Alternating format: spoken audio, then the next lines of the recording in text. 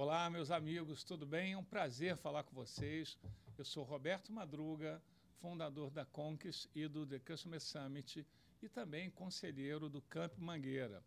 E hoje eu trouxe três personalidades para conversar com vocês. Três.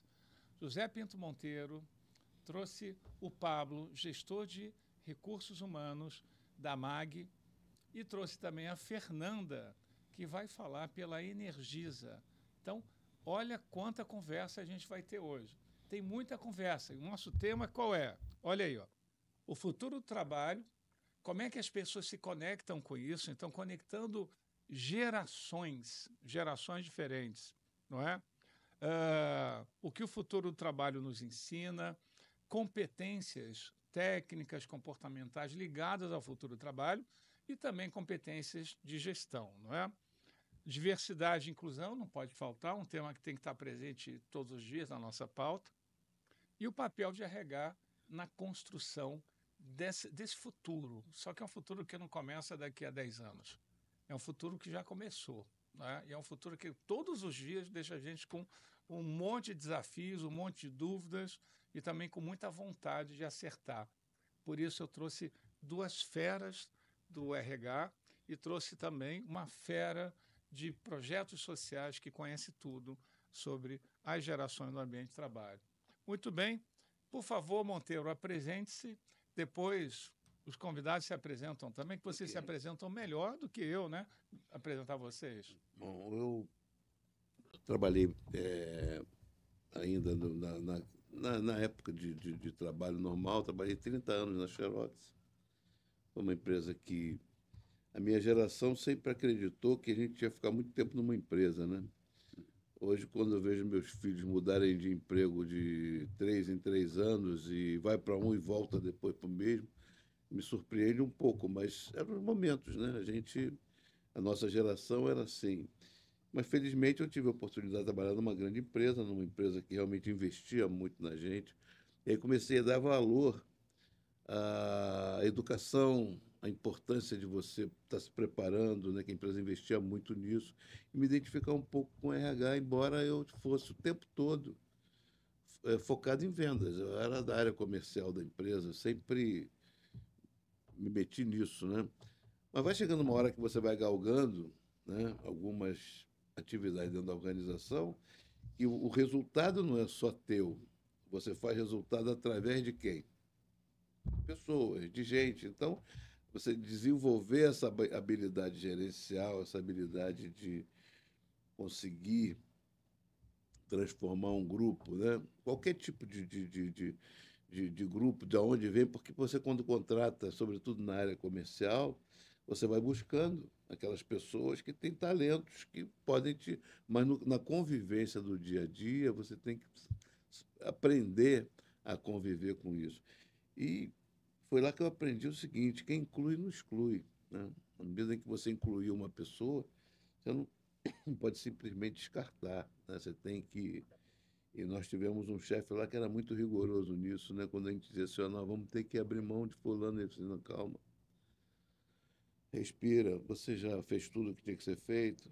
Aí, não, já faça um plano de ação para recuperar essa pessoa e tal.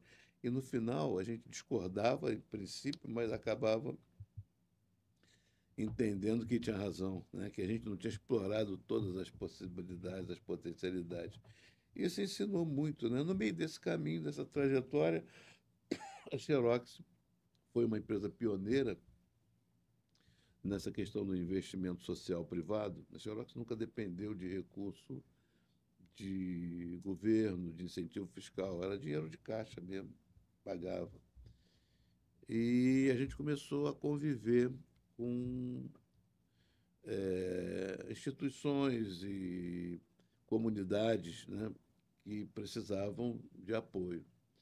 E a gente focou logo, olha, nós vamos trabalhar com crianças, adolescentes, vulneráveis e uma outra porta de entrada era esporte. Vamos mexer só com esporte, acabar com esse negócio de estar financiando desde balé até pomada para recuperar lagartixa. Né? Vamos focar, tem que ter um foco. E a gente aprendeu muito com isso, né? Principalmente no convívio, no relacionamento humano com esses grupos, né? E daí surgiu um momento que o esporte já deixou de ser, vamos dizer assim, recreação para virar competição. E o jovem tem isso. O jovem não gosta de recreação, ele quer competir, ele quer fazer parte do time, ele quer estar escalado. E aí a gente começou a perder esse jovem.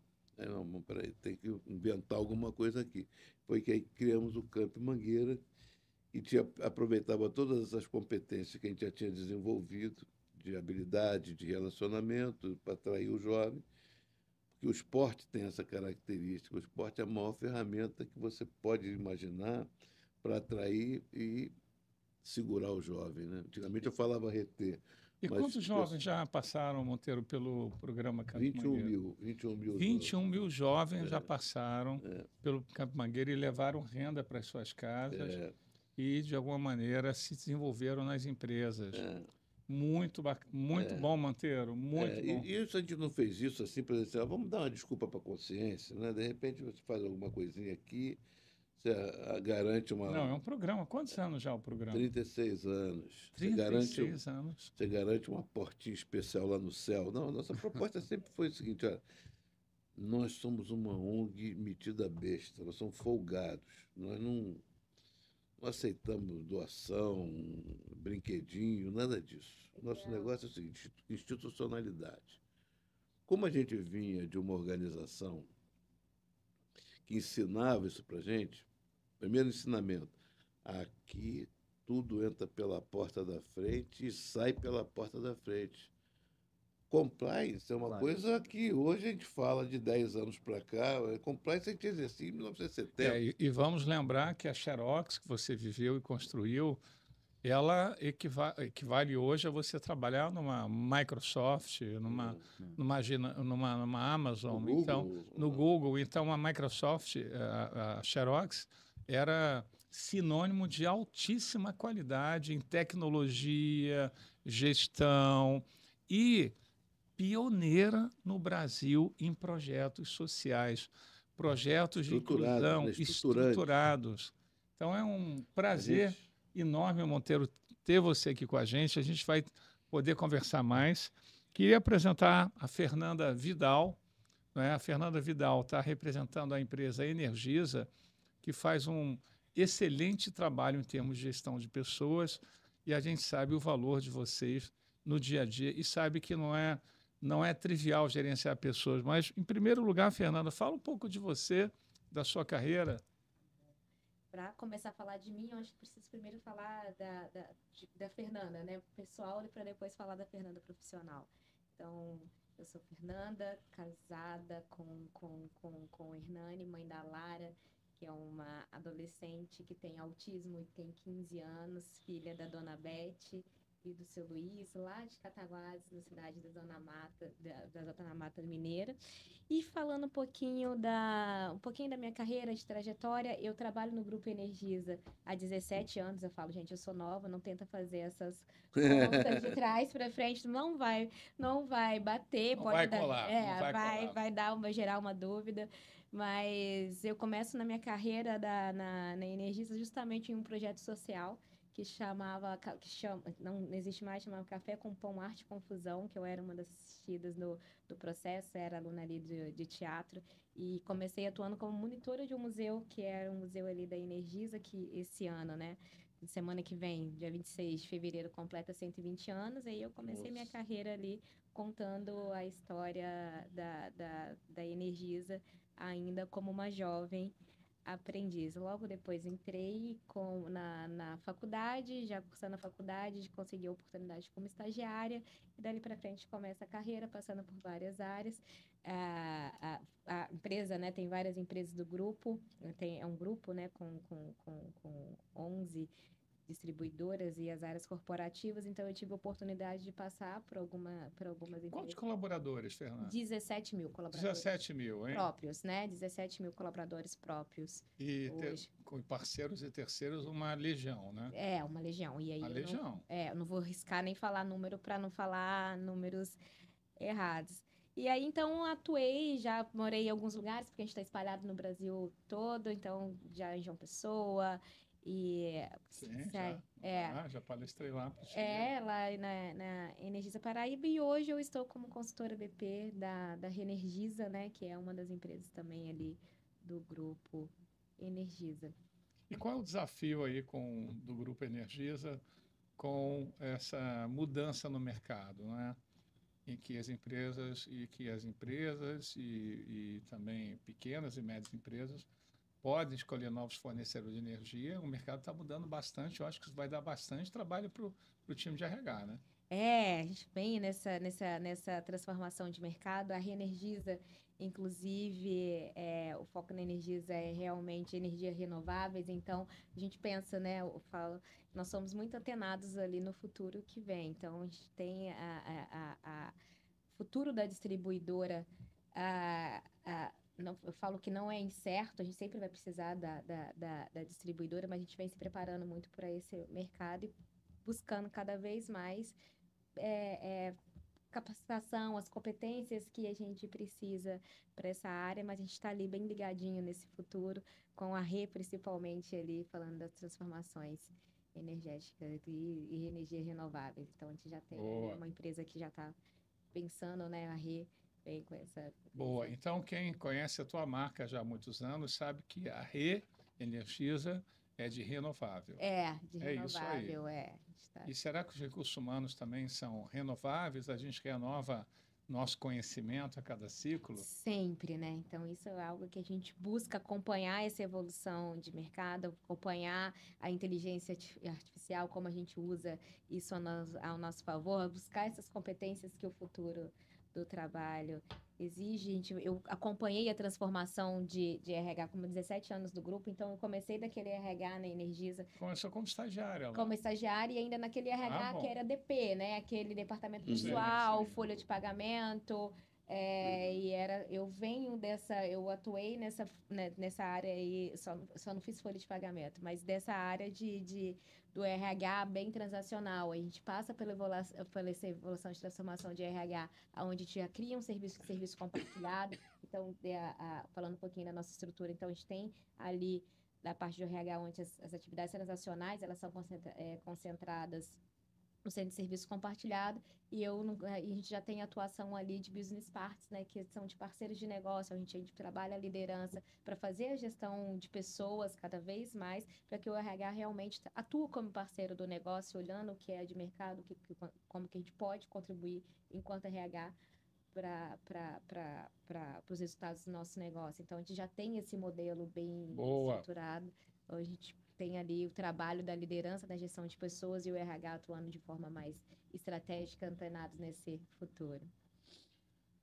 Excelente. Fernanda, muito obrigado. Aí você apresentou muito bem. Eu fiquei com vontade de ouvi-la mais. E isso já vai acontecer, principalmente quando a gente falar sobre o futuro do trabalho, sobre competências. Eu imagino que não deve ser fácil gerenciar isso numa empresa com 17 mil colaboradores, não é? Muito bem. Pablo, está com você. Se apresente, por favor. Fale um pouco da sua trajetória para nós. Eu posso te garantir que você é uma pessoa muito admirada, que as pessoas conhecem seu trabalho no mercado. Conta aí para gente. Bom, primeiramente é um prazer estar aqui, né? Obrigado pelo convite. Eu sou Pablo Fernandes, eu atuo com recursos humanos há 17 anos. Comecei numa grande escola, que foi a Vale, né? Fiquei na mineradora Vale há quase 11 anos da minha vida. Iniciei com recrutamento e seleção, e sempre tive em mente, Madruga, e a gente vai falar sobre carreira, eu sempre tive em mente que você cresce para os lados, né? Não necessariamente numa vertical. Então, isso foi sempre um discernimento que eu tive ao longo da minha carreira. Eu estou ficando mais velho, a gente cresce realmente para os lados. Né? Percebe, né? Chega uma certa idade que é inevitável. Certa idade, né? A gente... Né? Pois é. Eu nem vou falar nada. Eu percebi que seria interessante na minha carreira eu atuar com diferentes subsistemas, né, de recursos humanos. Então, passei de recrutamento e seleção para treinamento e desenvolvimento, né, a parte de avaliação de desempenho, para remuneração, que nem sempre é um caminho muito óbvio, né? Atuei como business partner também, e essa conexão com o negócio, né, foi muito, muito forte, né? Eu acho que todo mundo todo profissional de RH deveria atender o negócio, né? Para que você faça uma dobradinha entre ser guardião de boas práticas, mas botar o pé no chão. Porque Exatamente. no final do dia você precisa que esse negócio prospere, você se coloca no lugar do seu cliente, você começa a tomar decisões que são diferentes daquelas que você toma enquanto você é um liderado. Então, tive a oportunidade de ter uma exposição internacional muito grande e isso foi muito importante na minha carreira, porque eu sempre tive um sonho de trabalhar fora do país e realizei esse sonho depois que eu passei pelo Metrô Rio, que foi aí numa cadeira de liderança, né, que eu tinha aspiração, consegui também realizar isso e aí recebi um convite para trabalhar fora do país, fiquei 3 anos na Europa, passando aí pela Espanha e pela Polônia, trabalhando especificamente com remuneração. E observei muitas coisas interessantes, muitas boas práticas. Fiquei curioso para saber quem tem os maiores salários, se é a Espanha, a Polônia. A Espanha, sem dúvida. Sem dúvida. E a Espanha Até por também, conta né? do euro, mas não por isso, Sim. né? A Polônia, ela passou pela invasão russa, né? Isso. E isso... O regime, né? Exatamente, pelo regime da União Soviética, que durou muito tempo. Só em 90, né, que a Polônia conseguiu se desvencilhar e aí trilhou um caminho para o capitalismo e hoje é um dos países, considerando a Europa, sem Reino Unido, né, é a quinta economia da Europa. Então é um país relevante hoje em dia, embora a gente fale da Polônia. A gente fala pouco, mas a gente sabe da relevância da Polônia, E né? tem se destacado nos esportes também, de uma maneira geral. Sim, nos nas artes. esportes. É verdade. Mas que belíssima experiência internacional. E, Pablo, qual é o teu maior desafio hoje lá na MAG, né, que é uma Pois das é. maiores seguradoras do Brasil? Sim, eu voltei para o Brasil, né? Estou na MAG tem 2 anos, né? Recém-completados. E o nosso desafio é, sem sombra de dúvidas, levar a MAG para um patamar de transformação digital ainda mais relevante, né? Ajudar os líderes a fazer uma transformação digital que necessariamente passa por pessoas, né? Como a gente bem sabe, fazer com que os líderes tenham essa transição, aperfeiçoar boas práticas de gestão de pessoas, através de capacitação, através de alinhamento, pensar na experiência do colaborador. Essa é hoje minha função na MAG, né, na MAG Seguros. É uma empresa que acabou de completar 190 anos, então a gente tem um histórico de transformação muito forte. Obviamente fico muito feliz de fazer parte, né? Ainda comparado com 190 anos não é nada, mas estou aqui hoje tentando contribuir de alguma forma para alavancar desempenho, alavancar boas práticas. E a MAG, ela já tem se mantido no top ranking aí da GPTW como uma das 3, às vezes segunda, às vezes quarta, né? No último ano a 3ª melhor empresa para trabalhar no Rio de Janeiro, bem posicionada no Brasil também. Olha que Legal. importância. Exatamente. Isso se deve a muitas práticas genuínas, né, de gestão de pessoas, a uma cultura organizacional muito forte, né, fomentada todos os dias. E é sempre uma preocupação muito grande, né? Interessante. Apesar de termos uma cultura muito forte, é sempre na cabeça dos executivos. Isso é tão valioso e vale ouro no mundo de hoje em dia, em que a preocupação é sempre, a gente vai continuar crescendo, né? A gente dobra de tamanho aí a cada 3, 4 anos, a MAG, mas como é que a gente mantém essa cultura? Então, uma das minhas atribuições é assegurar que essa cultura seja longeva, que a gente continue crescendo, mas assegurando que as pessoas tenham os valores muito bem azeitados, muito bem solidificados. Acho que esse é o grande desafio. Boa, boa. Obrigado, Pablo.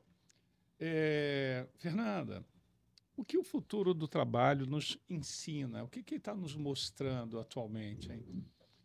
Futuro do trabalho, mas nos mostrando agora. O que está acontecendo? Eu falo que o futuro do trabalho, a gente já não pode dizer que ele é incerto mais, né? Porque a certeza que a gente precisa de desenvolvimento constante, de nos preparar até mesmo para o que a gente ainda não sabe, o que vai acontecer. A gente não sabe o que precisa saber.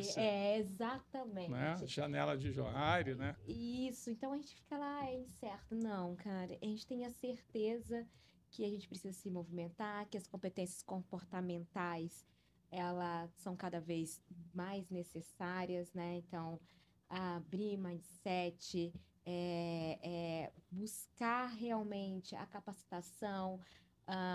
Hoje em dia a gente sabe que a inteligência artificial ela não vai substituir muita coisa que o humano faz, então, mas o que é transacional, o que é ali operacional, isso já é certo que a gente não vai precisar ali de uma pessoa fazendo. Então, cada dia a gente se perguntar realmente, né, o que eu preciso desenvolver, que é o que a gente vai falar um pouquinho mais das competências para esse futuro. Você já está emendando. Ela é muito boa, ela já está emendando com o próximo tema, que são as competências. Fernanda Vidal, ontem eu li uma matéria com o presidente, com o CEO da Uber, comentando que no futuro próximo, em 10 anos, pode não haver motorista. Então, nossa, que coragem, porque ele está falando agora para uma legião de milhões de motoristas que a Uber tem no mundo inteiro e que dependem muito dessa profissão. E quando ele comenta isso na mídia, é de uma coragem enorme, mas, ao mesmo tempo, de uma possibilidade enorme, porque ele não falaria isso se não houvesse já todo um estudo sobre isso e uma projeção. Lembrando que em vários países da Europa você já pode pedir um carro por aplicativo sem motorista. Então, quando você fala que algumas profissões elas serão impactadas, aquelas que são... isso aí vai ser cada vez mais frequente. Não sei se a gente está preparado. Por isso, a gente pode fazer agora um paralelo com as competências. Competências técnicas são importantes, comportamentais igualmente, e as competências de gestão, Monteiro, porque, veja bem, o líder, não é, sempre vai existir e ele precisa gerenciar time com essa complexidade toda. E aí, conta um pouquinho das competências do líder. Você tem uma vivência enorme em grandes corporações, médias, como gestor, diretor também do Campo Mangueira, e assim, você sempre obteve resultado através das pessoas. Conta um pouco do que da mudança que está acontecendo na liderança. Esse movimento já vem se notando já há bem mais de 30 anos, né? Com a evolução do líder mais atencioso, daquela liderança em que a gente presenciava isso no final do século passado, assim, o pessoal ainda entrava em algumas repartições públicas, né? Em cima da mesa tinha um bloquinho assim de madeira, triângulo, né? Aí estava assim, chefe feliz. Aí o cara botava virado para frente. Chefe nervoso. Eles viraram para o público. E os caras olhavam para aquilo ali, era uma sinalização de que aquele líder ali... Ele não é um momento de pedir aumento de salário, né? As pessoas que dependiam do humor dele, né? E nós tivemos oportunidade na Xerox, né? Não é recente, isso é antigo, e um colega nosso, ele foi promovido, no mesmo dia ele chamou o eletricista, isso é fato real, tá? Registrado. O eletricista mandou botar uma lâmpada vermelha na porta dele e trancou a porta. Ele tinha 7 ou 8 vendedores com ele. Então, na medida em que ele chamava a equipe para falar, ele acendia a luz vermelha. Como se estivesse gravando um vídeo. Não, para não ser interrompido. Então, ele é uma figura importantíssima. Em gravação. Né? Aqui também tem na porta do estúdio para ninguém entrar. Não, mas entrar. isso é outra coisa. O estúdio é para você ter... Mas ele não era autoridade. Nem o diretor, nem o gerente podia entrar lá. Ele estava, naquele momento... Despachando. E aquilo chocou a empresa. Você imagina uma empresa que sempre acreditou nessa liderança. Uma das mais criativas do mundo, a Xerox. Não, e já contei essa história milhares de vezes, mas é uma história boa. Em 77, 78, eu fui chamado pelo comitê executivo, que eu desenvolvi um plano meio maluco de vendas, mas que dependia de um desconto. A empresa tinha que dar um desconto. Ia ganhar muito mais no mês seguinte, mas naquele momento tinha que fazer um desconto. Mas tudo preparado, tudo. E eu tinha que vender essa ideia para o comitê executivo aprovar. E nesse comitê executivo tinha um diretor, que nem era executivo, mas ele era um diretor adjunto, que era especialista em finanças. Era professor da UF, aqui no Rio, cara super preparado, e uma figura boníssima. E eu, porra, naquela semana, né, eu não dormi. Imagina, não fiz fazer a barba de meia hora, entendeu? Engraxei o sapato.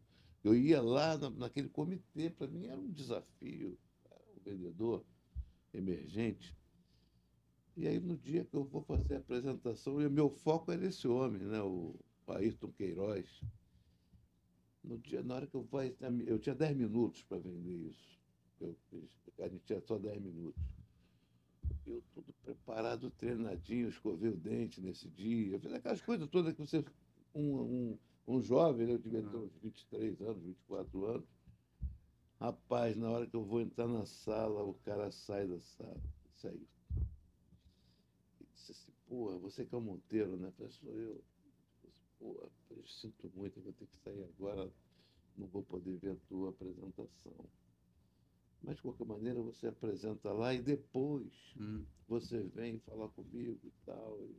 Você sabia que isso depois dificilmente aconteceria, né?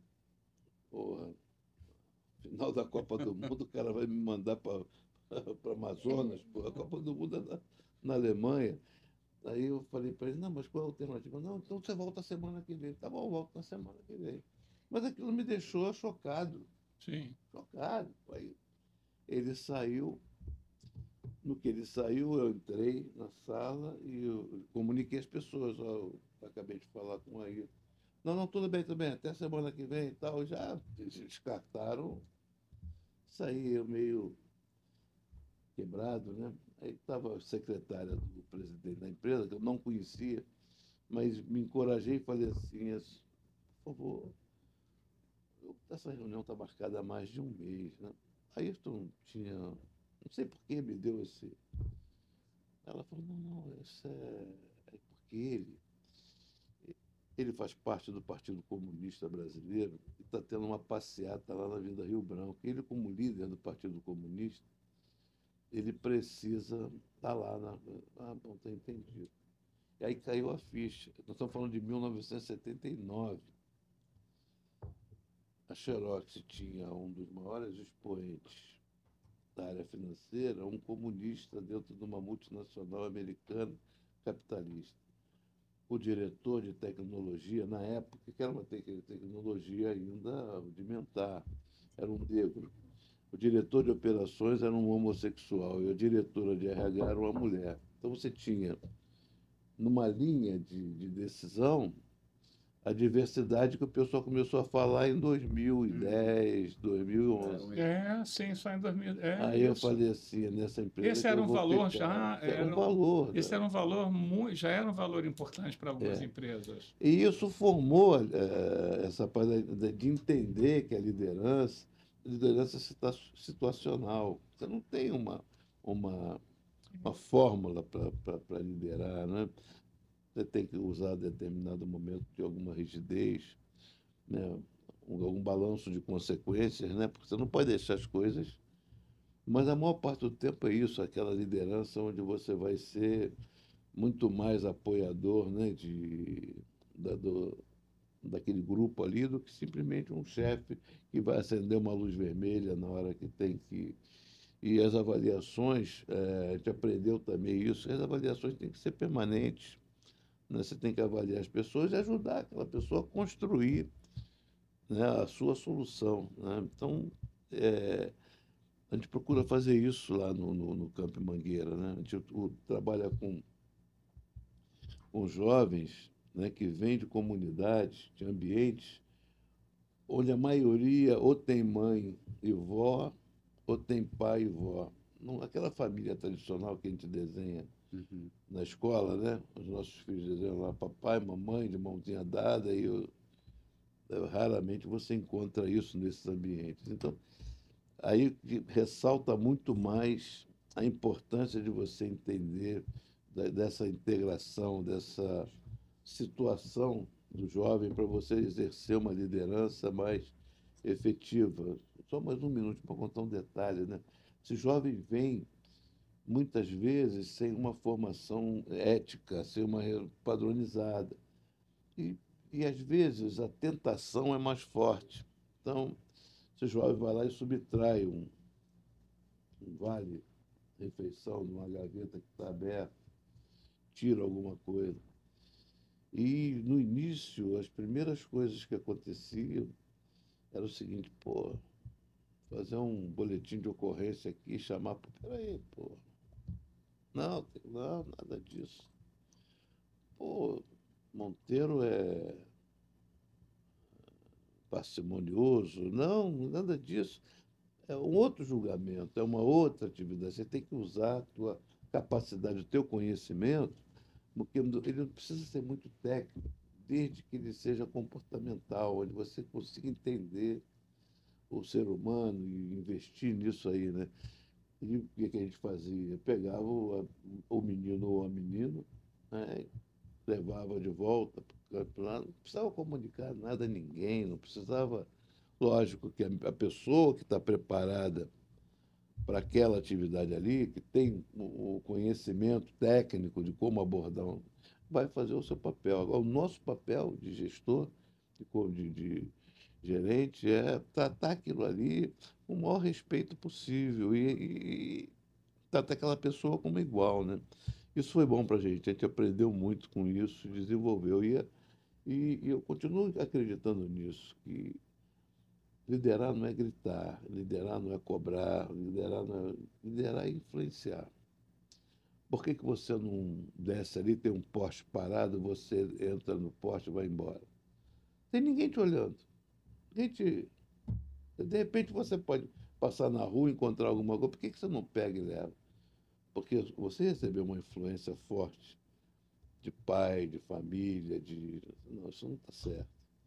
Então, não, né, lá na Xerox, a gente tinha um diretor que dizia o seguinte: pergunta sempre o seguinte, se aquilo que você vai fazer, se é bom para você.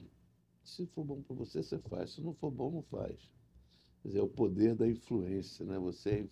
E se a gente consegue passar isso para o jovem, para esse jovem que a gente trabalha, esse poder de influenciar, o que é certo, o que não é certo, você avança bastante, né? Você tem conversa para mais 3 horas ou 3 dias. Olha, eu acho que você acabou falando, vou tentar aqui fazer um paralelo com o objetivo do podcast. Você acabou falando, Monteiro, de uma competência comportamental e também de valores, porque provavelmente se a pessoa cometeu alguma coisa muito errada numa empresa e ela acha que estava certo, então provavelmente ela não tem os mesmos valores que a empresa tem. E isso é um choque. Então, quando a gente fala de choque de gerações, já é a diferença entre os valores das novas gerações e os valores das gerações que já estão. Exemplo, alguém que seja tenha mais idade, pode ter como um dos principais valores a valorização extrema do trabalho a qualquer hora, em qualquer lugar, seja de o que for. Trabalho árduo. Trabalho árduo. Não é? Então, eu cresci com isso, eu fui treinado com isso. E já, talvez, alguém de uma nova geração possa, não, o que importa são os entregáveis. E eu não preciso trabalhar dentro do horário proposto, porque eu entrego em outros horários. Então, então a gente está falando de valores, Monteiro. Você citou o caso de pessoas que fizeram coisas erradas e que isso provavelmente tem uma relação com a formação, com a educação e os valores. Eu acho que a gente pode também agora capturar esse tema e falar do papel do RH na construção das carreiras de pessoas que têm valores diferentes dos seus, por exemplo. Como que é a construção de carreiras dessas pessoas que não têm o seu mesmo valor e que nem sempre têm o valor das empresas? As pessoas mudam seus valores, mudam seus hábitos e comportamentos no ambiente de trabalho e se adaptam à cultura da empresa, eu vou agora pedir para o Pablo aí, Pablo, está aqui, não está no nosso roteiro, Mas é uma o papel do pergunta RH nesse fit cultural aí, não é? Olha, Madruga, eu acho que o espaço para a pessoa que tem valores diferentes da empresa, acho que essa pessoa não fica muito tempo. De alguma maneira, o sistema trata de expelir esse profissional ou ele mesmo, né, entende que chega uma hora que não dá match, né? Porque é isso, você sai da sua zona de conforto no início, dificilmente você vai entrar numa empresa em que você encontra um ambiente desde o seu princípio, né, que se conecta 100% com a forma como você aprendeu a trabalhar, né, principalmente se você é um profissional que veio do mercado, de outras empresas, então você tem que se moldar novamente, mas é muito difícil. Até porque no momento da seleção, né, no processo típico, esse profissional ele é confrontado com perguntas que vão fazer esse check de valores, né? No segundo momento, ele vai ter um onboarding em que novamente esses valores serão apresentados. Num terceiro momento, esse profissional vai ser avaliado em comportamentos que bebem dessa Nos fonte de valores valor. organizacionais. Assim, em algum momento a gente vai tirar essa pessoa do jogo, para o bem da empresa e para o bem do profissional. Então, alguém que cometeu uma coisa incorreta, que não está de acordo com os valores empresariais e os valores das pessoas que lá estão, ou a pessoa muda, ou, de fato, ela não vai conseguir estar nos próximos anos sendo bem avaliado, mesmo na empresa. Exatamente, é por isso. E aí, Fernando? Vai lá, Fernando. Eu só iria complementar porque o contrário também existe, né? Então, às vezes, a pessoa vai para hoje, eu acho que um dos grandes desafios do RH é achar esse profissional também para que dê match com a cultura da empresa, porque o contrário também existe. A gente chama, vai lá, o cara é muito bom, chama para entrevista e quando ele vê, ele não deu match, ele não acha que é a cultura que que ele acredita, enfim, hoje, né, por exemplo, na Energisa a gente ainda tem um modelo de trabalho que é híbrido, 3x2, mas hoje em dia, principalmente depois da pandemia, muita gente querendo home office, então eu não vou ali para o escritório mais para ficar nem 3 dias no escritório, eu quero ficar na minha casa. Esse é um ponto interessante, hein? Qual é o que a empresa oferece para o meu crescimento de carreira, mas qual que são os meus objetivos de carreira? Então, assim, tem a parte de match cultural do candidato com a empresa, mas também tem da empresa com o candidato, mas também tem do candidato com a empresa. Boa, bom ponto esse, hein, Fernando? Agora, será que as empresas estão ficando um pouco reféns também dessas mudanças, desses novos valores? Porque eu estou vendo, por outro lado, um movimento incrível das empresas quererem mudar e encontrarem resistência, né? Muitas vezes as pessoas não conseguem mais driblar essa resistência. Eu acho que a gente vive de evolução cultural, né? Tem um momento que a gente vai precisar evoluir, de se adaptar. Então, até onde eu consigo flexibilizar, vou usar um modelo de trabalho, até onde eu consigo oferecer hoje um pacote de benefício que é atraente para essa diversidade, já entrando um pouquinho ali na diversidade. Hoje, por exemplo, a gente dá, no final do ano, é muito normal a gente dar lá a cesta natalina, que vem ali com Chester e vem... Cara, eu sou vegano, eu não consumo... Cara, como que a gente proteína se adapta? Animal. Eu não consumo proteína animal. E aí a gente ainda não fala que a gente ainda não conseguiu, mas a gente já começa a ter esse olhar, Existe né? cesta de Natal vegana? Bom... É um bom produto. Exatamente. E a gente precisa começar a se adaptar, e aí é onde a adaptação da empresa também de olhar esse novo traço, né, dessa nova geração, como que eu atendo, como que a gente trabalha de verdade, diversidade no...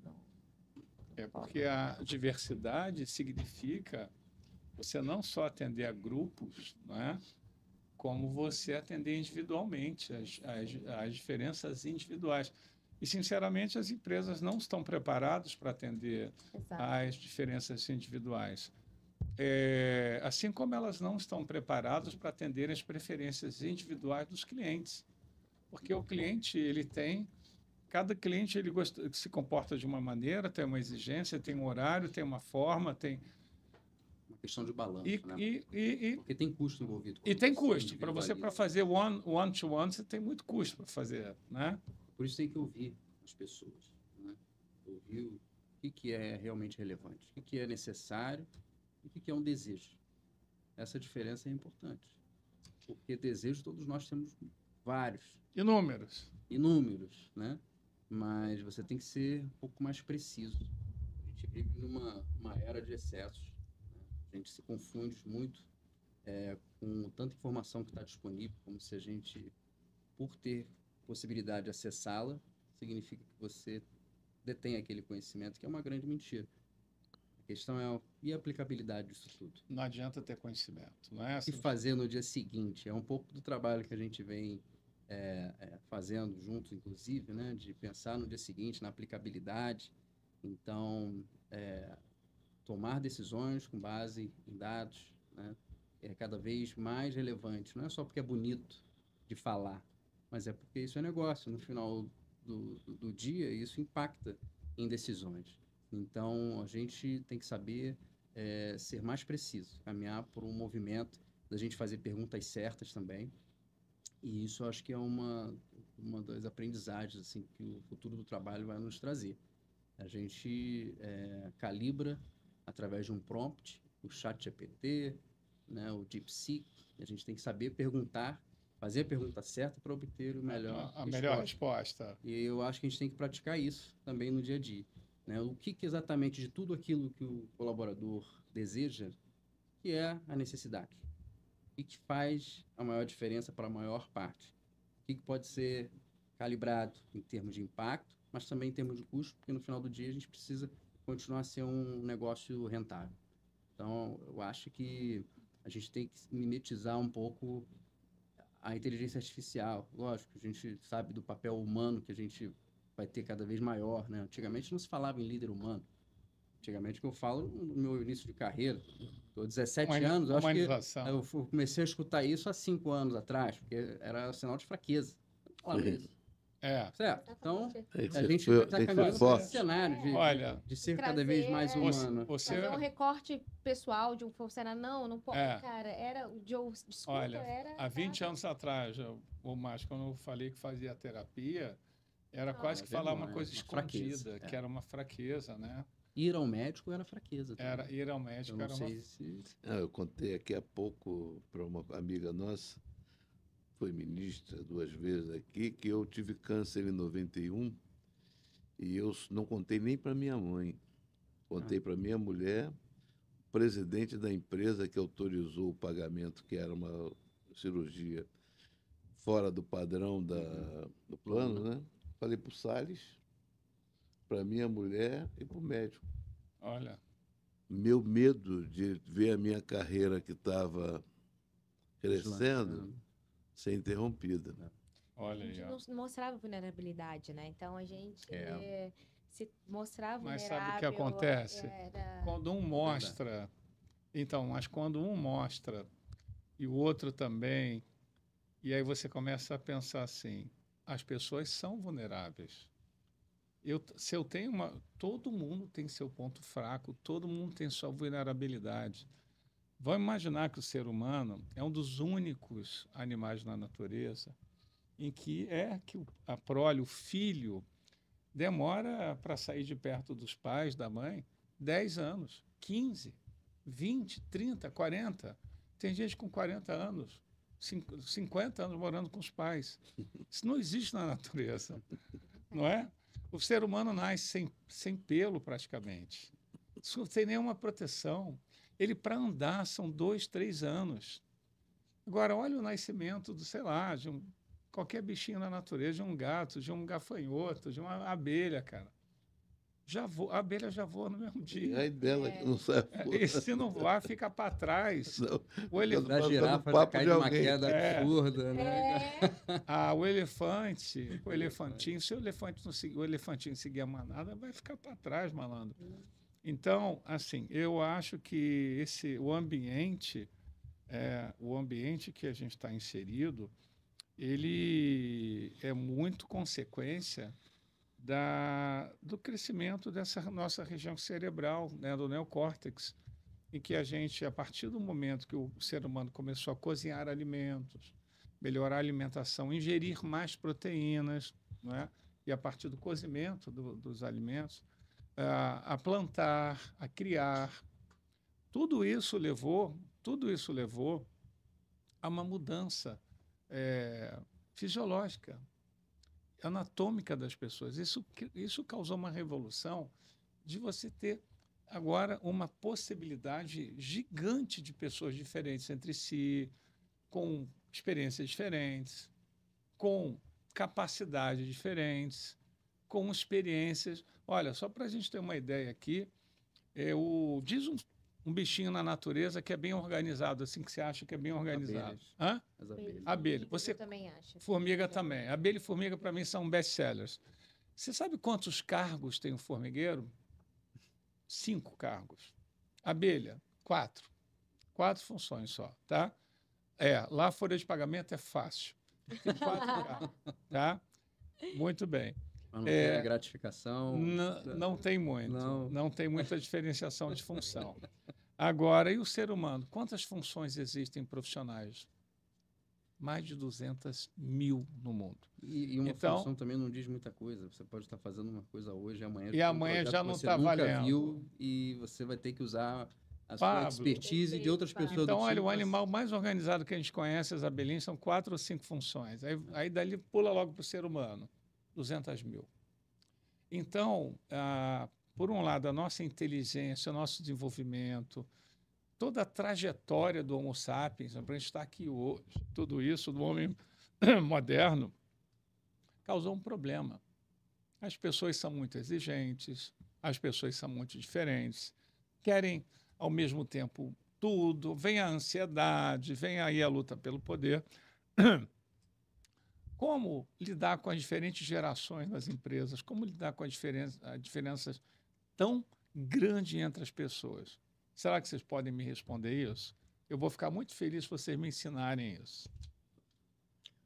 Olha, é uma pergunta, obviamente, que a gente tem que ter diversos insights, né? Quando a gente pensa, você falou sobre carreiras, né? E num ambiente como esse, como você disse, de 200 mil funções, você espera ter um plano de carreira?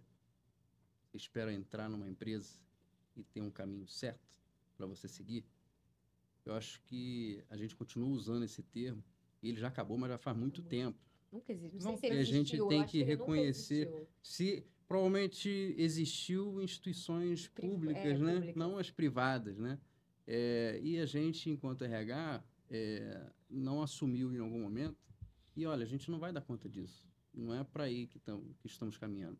Eu nunca tive a felicidade de ver um projeto que tinha início, meio e fim quando se tratava de plano de carreira dos colaboradores. Eu acho que o nosso papel, seja na geração X, Y, ou a geração Z, né, millennials ou Z, é que a gente dê clareza das opções. É que você dê clareza sobre os caminhos. E o que você precisa para atingir aquele lugar. Quais são os skills, né?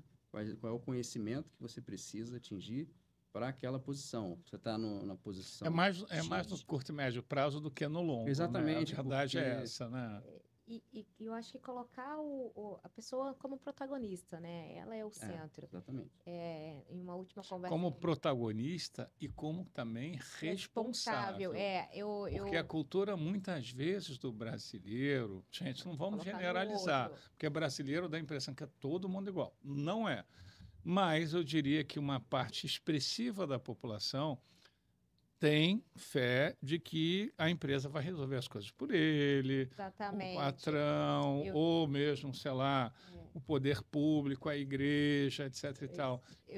E aí a pessoa não se compromete com seu autodesenvolvimento, né? Exatamente. Eu estava numa conversa há poucas semanas com um grupo de colaboradores E aí, ele traz assim, não, o RH que admite, o RH que demite. Eu falei, não, vocês, né, a pessoa que se admite, porque ela passa no processo seletivo pelas competências, então não sou eu, não conto o RH, é você. E a pessoa normalmente também que se demite, né? Seja ali por desempenho, a não ser que a empresa esteja passando por algum plano de eficiência, que é algo mais forte da organização, porque não é o normal, mas também ou ela pede para sair para algumas outras oportunidades, ou ela realmente ali por desempenho. Aí a gente tem um ciclo de mérito. Ah, mas ano que vem.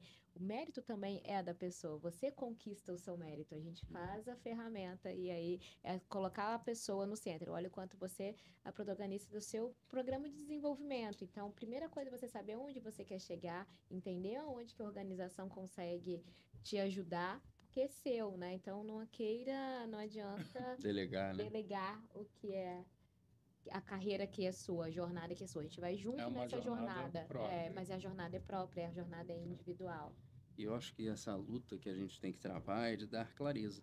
A clareza vai ser sempre o melhor caminho, né? Transparência. A E transparência a que você clareza de falou, dizer, às vezes, né, que não tem Monteiro? planos. Quais são os planos para a minha carreira? Você pode...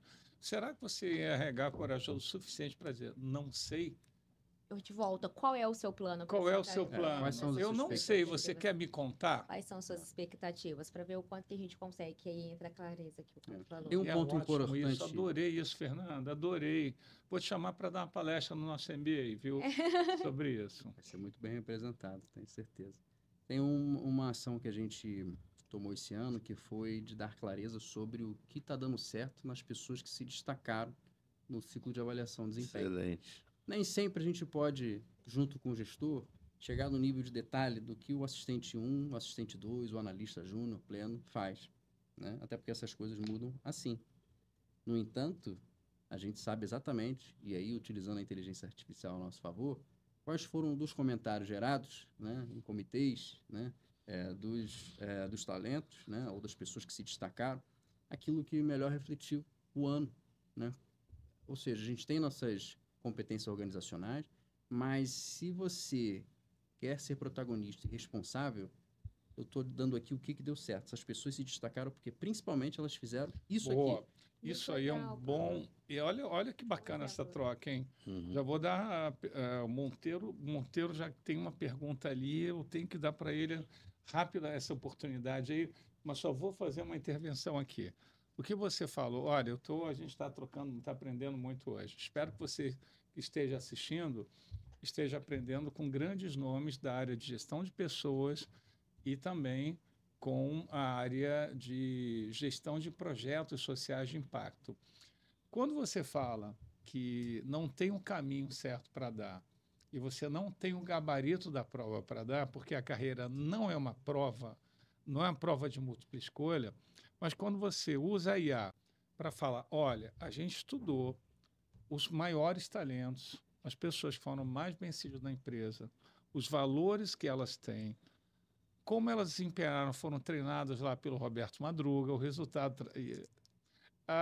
agora eu te peguei. Mas se bem que ele falou do projeto, né? Falou, né? Então só fiz agora... Ele deu a deixa. Aí você bota isso tudo e analisa. Bom, qual foi o desempenho?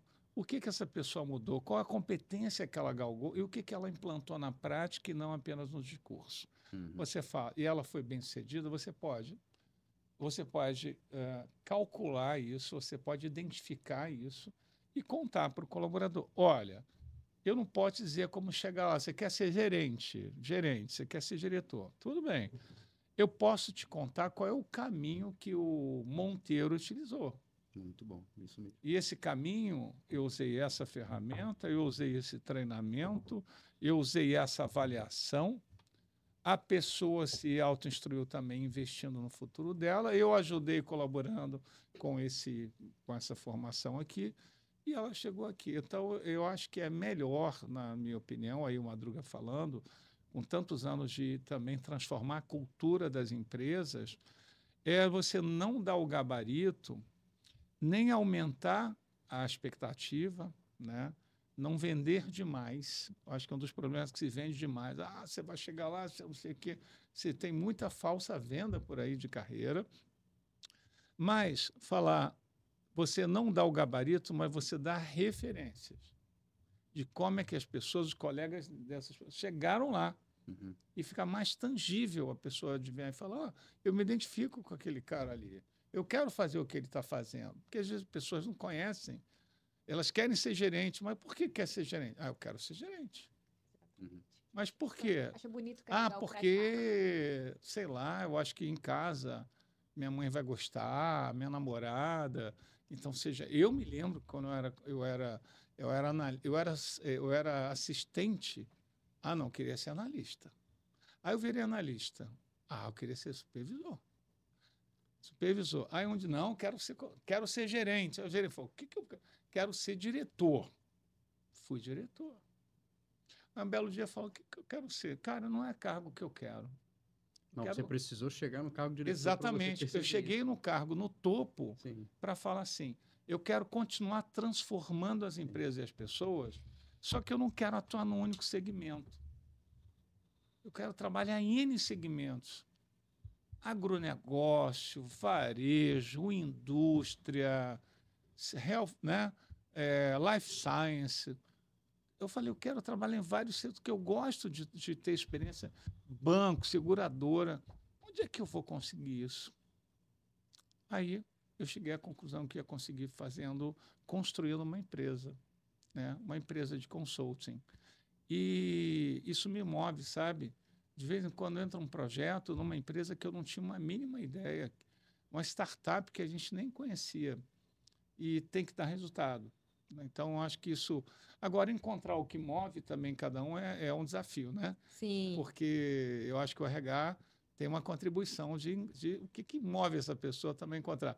Vamos passar a pergunta para o Monteiro aí, Monteiro? A minha pergunta foge um pouco dessa, mas ela não deixa de ter uma atualidade, né?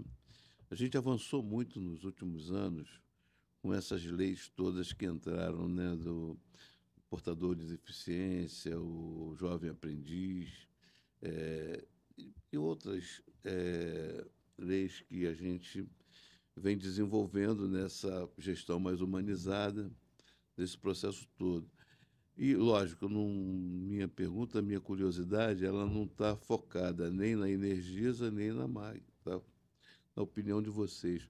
Como é que vocês estão vendo esse movimento anti-woke que está acontecendo, que vem liderado de fora para cá, mas está fazendo um sucesso enorme entre algumas camadas conservadoras, algumas pessoas que não conseguem entender o valor da diversidade, o valor que, às vezes, é muito questionado por conta da diluição até mesmo de investimentos, né?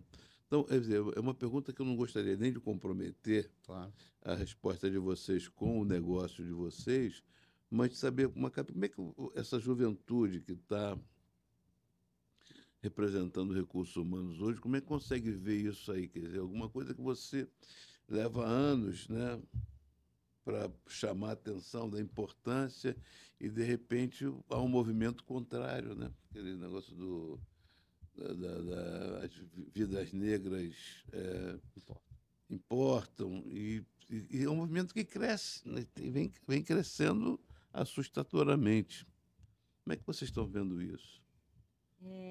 Eu acho que é um grande desafio da humanidade, sabe? Porque eu falo que esses movimentos contrários, o que eles despertam, eles dão vozes a pessoas que são assim, entendeu? Só coloca para fora. Então, é muito da pessoa, né?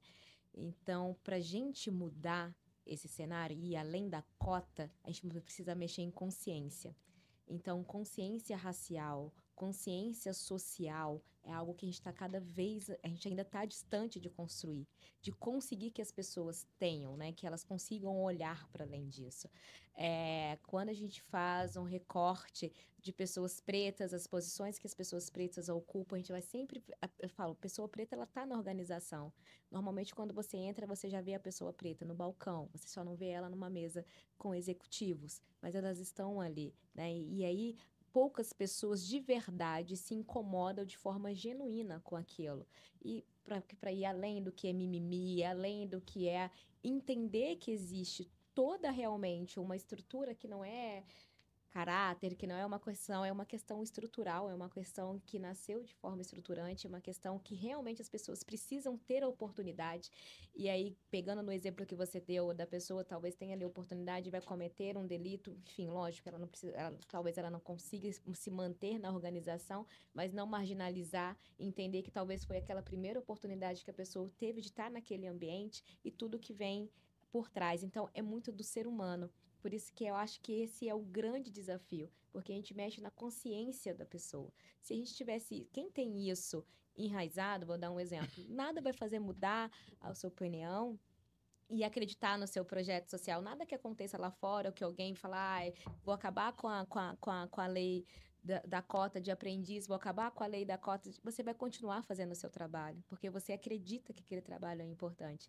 Eu aprendendo com você agora, mas eu tenho alguns projetos sociais. Eu tenho um projeto social, porque minha filha é autista, a gente fundou uma associação lá em Cataguases, uma cidade pequena, e eu tenho também de empoderamento preto com mulheres pretas.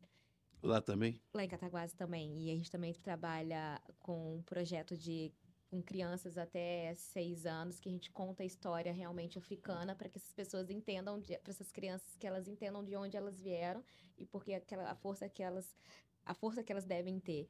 Enfim, porque a gente precisa trabalhar contra um mundo ao redor. Mas eu acho que a gente está distante ainda e isso enfraquece o movimento porque essas pessoas realmente são racistas, elas são preconceituosas e não porque elas querem, né? É porque elas aprenderam a ser assim. E para mudar existe uma consciência, um ponto de consciência muito grande. Nunca acham que O meu- são, né? Nunca acham que Nunca são. é ela, é sempre o outro. E aí se colocar nesse E lugar é muito importante. A verdade, E pessoal. começa sempre com aquela frase assim: olha só, eu não sou racista. É. Você não acha que tem muito preto na TV Globo atualmente?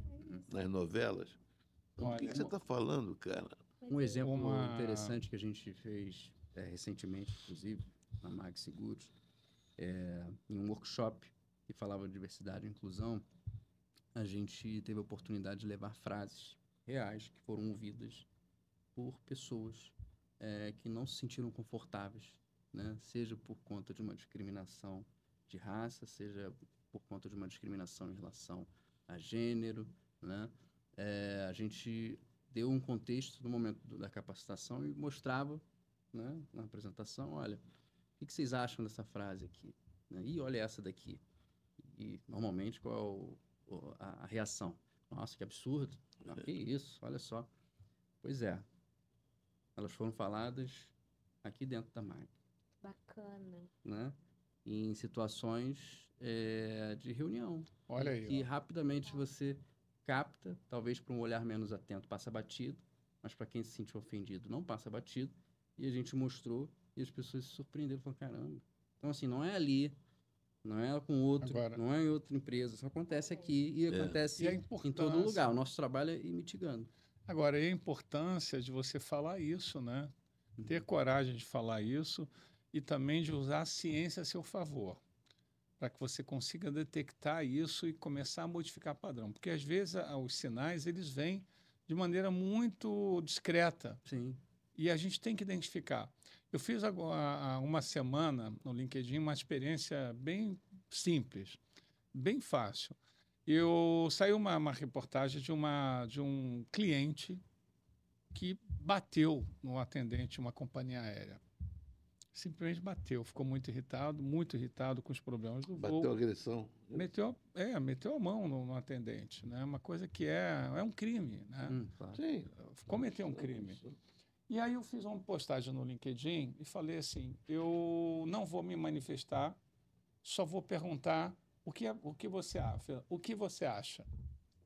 E o primeiro comentário, né, foi um comentário, se ele fez isso é porque ele está com muita raiva acumulada. A empresa deve ter, a companhia Já aérea justificou a porrada. já Esse justificou já deve a ter um porrada. histórico. Sempre tem um Então, justificativo. Eu queria só dizer isso para vocês, que toda a estratégia que a gente tem para desenvolver pessoas passa por um ponto importante, que é ouvir as crenças. Quando eu fiz isso, eu estava ouvindo a crença de alguém, sem interromper, sem dizer que ela estava certa ou errada. Então, isso é muito importante em termos de gestão de pessoas, transportando agora para o desenvolvimento, para ter uma empresa mais competente, uma empresa mais preparada, uma empresa de nível mundial, a gente tem que descobrir as crenças das pessoas também. Porque existem crenças altamente limitantes, mas que estão aí, estão invisíveis. E, às vezes, vocês não percebem RH, porque essas crenças elas aparecem dentro das reuniões, dentro dos projetos. No ambiente seguro. No ambiente... A gente está aqui em ambiente seguro. Vou falar, mas a gente tá Agora aqui em que está ambiente... aqui o negócio, vou falar a verdade. Isso tudo aí é frescura. Aí soltam a piada, é. soltam a palavra, porque está em ambiente seguro. Então, eu acho que assim, é muito... Não é nenhuma dica, mas para quem está nos assistindo, a gente trabalha, todos aqui nessa mesa, com desenvolvimento de times de alta performance, não é? A gente quer o melhor para os lugares que a gente trabalha. Você na Energisa, a Fernanda Vidal na Energisa, o Pablo Fernandes na Mag Seguros, o Monteiro aí no Campo Mangueira e nas empresas que ele atua. Todo mundo quer transformar, quer construir uma empresa melhor e, para isso, né, todo mundo tem que ganhar, o colaborador, a empresa, o cliente final. E olha que a gente nem falou de cliente final aqui, né? Que a gente está falando do cliente interno, do colaborador. Mas, para isso, não adianta só implantar tecnologia, indicadores, novos processos, modernizar a gestão, se a gente tem no time pessoas com uma crença, com valores que divergem do que a empresa quer. Então, eu diria que esse é um desafio nos próximos anos para a gente conseguir melhorar aqui mesmo na Conquiste. Né? Quantas vezes já percebi algumas pessoas que não estavam ajustadas com os nossos valores. Eu falei, gente, mas eu não quero demitir, porque eu não gosto de demitir assim. Eu sou um cara que eu desenvolvo. Eu desenvolvo. Mas quantas vezes eu me peguei desenvolvendo demais? Aí, quando eu fui descobrir, a pessoa já não sabe, ela já está em outra há muito tempo. Mas ela gosta dali, porque, de alguma maneira, ela pensava assim, não, o Madruga não demite qualquer um. Ele desenvolve, ele vai, então vou ficando por aqui. Então, isso aí não faz bem a ninguém. Então, hoje em dia, eu tento todos os dias melhorar como líder e também falar, caramba, eu tenho que dar resultado para os colaboradores, para os meus clientes e para a minha empresa. Porque se um desses três eu não der resultado, não foi legal. Eu falo que então, esse é um desafio, galera. Eu falo que às vezes a gente tem que tomar a decisão que a pessoa não consegue tomar, né? Então ela tá ali, já não tá feliz mais, já não é a cultura, mas ela não consegue ali. Precisa de alguém tomar a decisão por ela. A gente toma a decisão por ela porque ela já não consegue mais tomar não tem faz um favor. A gente faz um favor para ela, entendeu? A gente faz o convite. Depois, fora do podcast, eu vou contar umas piadinhas sobre isso aí que a gente usava. Sobre a decisão. Fora do podcast.